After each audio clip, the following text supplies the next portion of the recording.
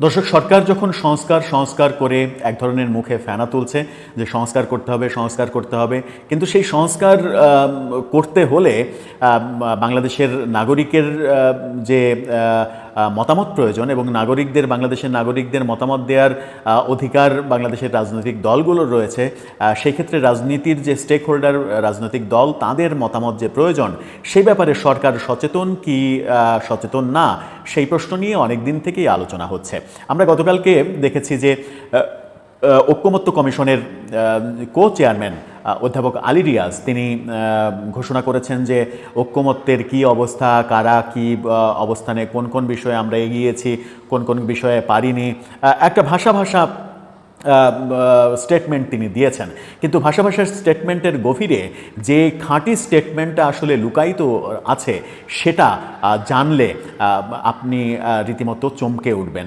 হয়তো কোনো কোনো সোর্সে আপনারা কেউ কেউ জেনেও যেতে পারেন।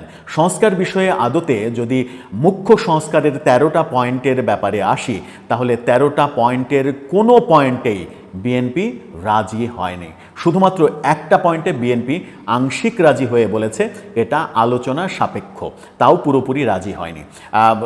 সরকার যে স্টেটমেন্টটাকে তৈরি করেছে মূলত সেটা হচ্ছে যে বিএনপি, জামাত এবং এনসিপি, তার মানে সরকারের কাছে বাংলাদেশে এখন 3টা দল, বিএনপি, জামাত এবং এনসিপি।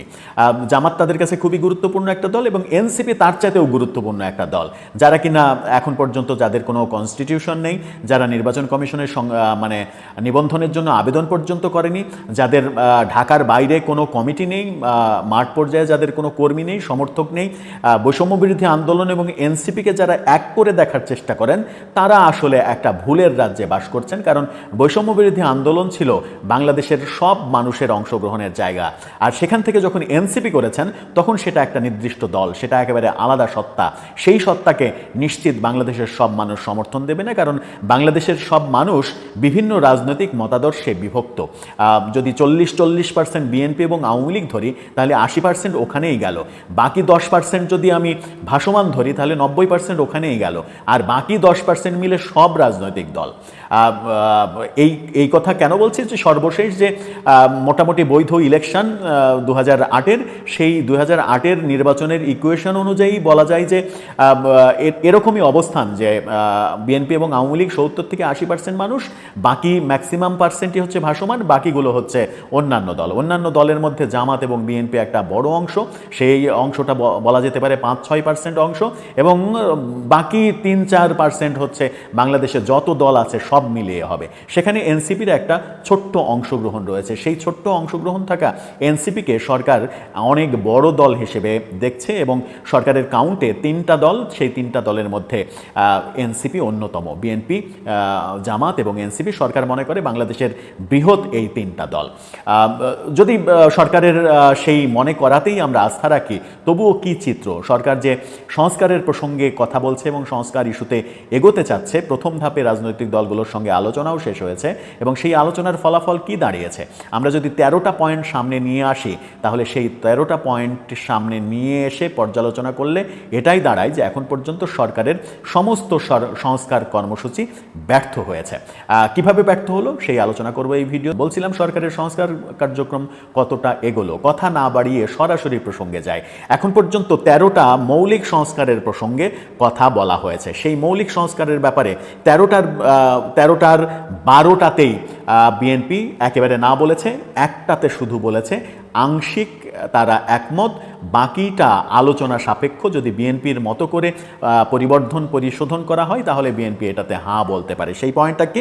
সেই পয়েন্টটা হচ্ছে প্রধানমন্ত্রীর ক্ষমতা হ্রাস। প্রধানমন্ত্রীর ক্ষমতা হ্রাস করে কতটুকু হ্রাস করা যাবে, কতটুকু রাখা যাবে, কতটুকু থাকবে না থাকবে, এটা ব্যাপক আলোচনার ব্যাপার, এবং যেভাবে প্রস্তাব করা হয়েছে সেভাবে বিএনপি রাজি না। তবে বিএনপি কিছুটা কমাতে রাজি, সেখানেই আংশিক রাজি। বাকি 12টা পয়েন্টে বিএনপি একেবারেই রাজি নয়। কিন্তু ম্যাক্সিমামটাতেই শুধুমাত্র যে রাষ্ট্রের মূলনীতিতে বহুত্ববাদ, এইটাতে শুধু এনসিপি রাজি না, কোনো দলই রাজি না। বিএনপি, জামাত, এনসিপি রাজি না। বাকি সবগুলোতে এনসিপি রাজি, কিন্তু বাকি কোনোগুলোতেই বিএনপি রাজি নয়। জামাত ইসলাম 3টিতে রাজি নয়, বাকি সবগুলোতেই মোটামুটি রাজি, এটা বলা যায়। যদি আমি প্রসঙ্গগুলো নিয়ে আসি, পয়েন্টগুলো নিয়ে আসি, তাহলে কি? প্রধানমন্ত্রী 2বার, বিএনপি রাজি না। জামাত রাজি, এনসিপি রাজি। প্রধানমন্ত্রী দলীয় প্রধান হতে পারবেন না, বিএনপি রাজি না, জামাত এনসিপি দুজনেই রাজি। প্রধানমন্ত্রী সংসদ নেতা হতে পারবেন না, বিএনপি রাজি না, জামাত রাজি না, এনসিপি রাজি। সংখ্যানুপাতিক উচ্চকক্ষ, বিএনপি রাজি না, জামাত এনসিপি রাজি। জাতীয় সাংবিধানিক কাউন্সিল এনসিসি গঠন, বিএনপি রাজি না, জামাত এনসিপি রাজি।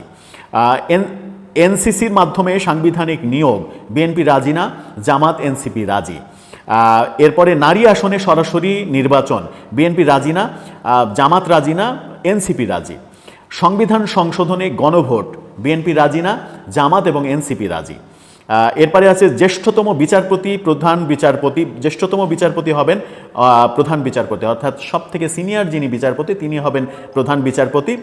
সেখানে বিএনপি রাজি না, এনসিপি এবং জামাত রাজি। রাষ্ট্রের মূল নীতিতে বহুত্ববাদ, এটাতে কোনো দলই রাজি না। প্রধানমন্ত্রীর ক্ষমতা হ্রাস, এইটাতে বিএনপি আংশিক রাজি, জামাত এবং এনসিপি রাজি। নির্বাচন পদ্ধতি, বিএনপির নির্বাচন পদ্ধতি পাল্টাতে রাজি না, অর্থাৎ বিবদমান যে পদ্ধতি আছে সেই পদ্ধতিতেই চাই। জামাত সংখ্যানুপাতিক চাই, এনসিপি বর্তমান অবস্থা যেটা আছে সেটাই চাই। সংস্কার বাস্তবায়ন পদ্ধতি, বিএনপি বলছে যে এখন না, পরের সংসদে হবে, আর জামাত বলছে গণভোট হবে, এনসিপি বলছে গণপরিষদ হবে। তার মানে হচ্ছে 13টা পয়েন্টের একটাতেও বিএনপি রাজি নয়। তাহলে কি দাঁড়াচ্ছে? তাহলে দাঁড়াচ্ছে সংস্কার কার্যক্রম সরকারের যা হাতে নেওয়া হয়েছে, যত আয়োজন সরকার করছে, একটাতেও বিএনপি রাজি নয়। 13টা পয়েন্টের মূল যে 13টা পয়েন্ট, সেই মূল 13টা পয়েন্টের একটাতেও বিএনপি রাজি নয়। তাহলে কি সরকার সংস্কার করতে পারবে এই পয়েন্টগুলোতে? সরকারের আদৌ সম্ভব? দেশের সব থেকে সংখ্যাগরিষ্ঠ দল, যারা সব থেকে বেশি সংখ্যাগরিষ্ঠ মানুষের প্রতিনিধিত্ব করে, আওয়ামী লীগ এখন নেই, আওয়ামী লীগের 30-40% বাদ দিলাম, তাদের মতামত তো এখন আপনারা নেবেন না। সুতরাং বিএনপির মতামতকে আপনি কি প্রাধান্য দিতে হবে? তো বিএনপির মতামতকে প্রাধান্য না দিয়ে আপনি কোনো সংস্কার করতে পারবেন? এটা বাস্তবতা, এটা মেনে নেবে বিএনপি? এটা মেনে নেবে বাংলাদেশের জনগণ? মেনে নেবে না।